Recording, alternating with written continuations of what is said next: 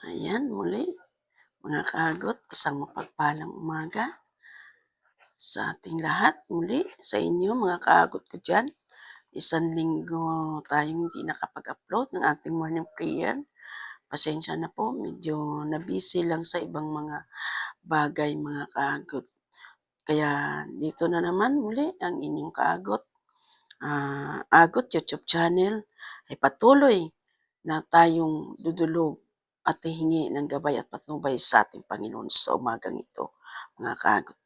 Basahin natin, mga kaagot, ang Galatians chapter 6, verse 6, sabi niya rito, ang nagtuturo ng salita ng Diyos ay dapat bahaginan ng mga pagpapalang tinatamasa ng mga tinuturuan.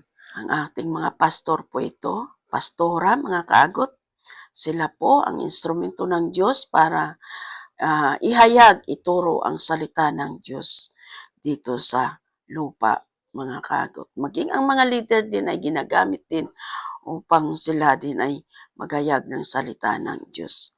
Kaya huwag po tayong manghihinayang na bahaginan ng ayon sa ating puso, ayon sa ating makakaya, ang ating mga pastor o pastora na silang nagtuturo at naghayag ng salita ng Diyos sa atin, mga kaagot. Pag-pray natin sila, mga kaagot, sa umagang ito.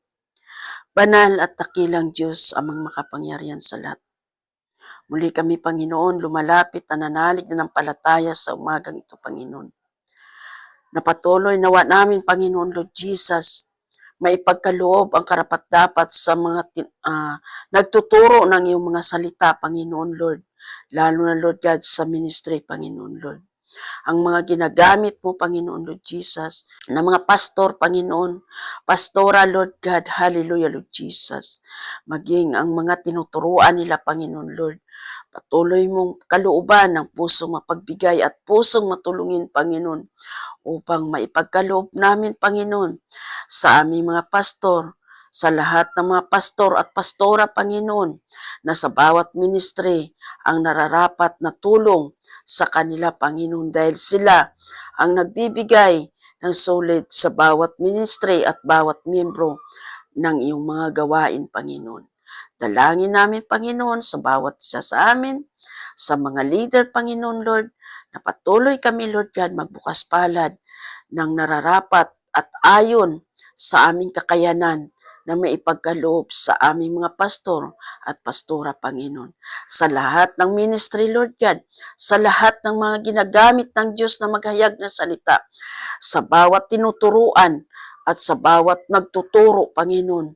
Dahil ang sabi mo, Panginoon, dapat na bahagi na namin ang mga nagtuturo ng mga salita mo sa amin, Panginoon.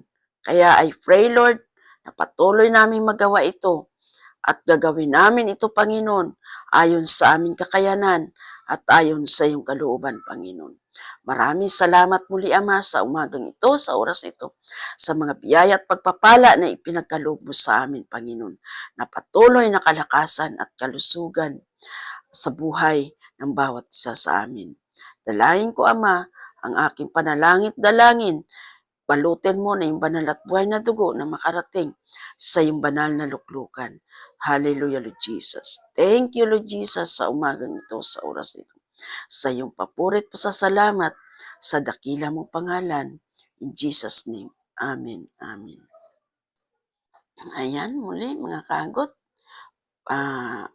Maraming salamat sa isang matagumpay na naman na ating morning prayer sa umagang ito.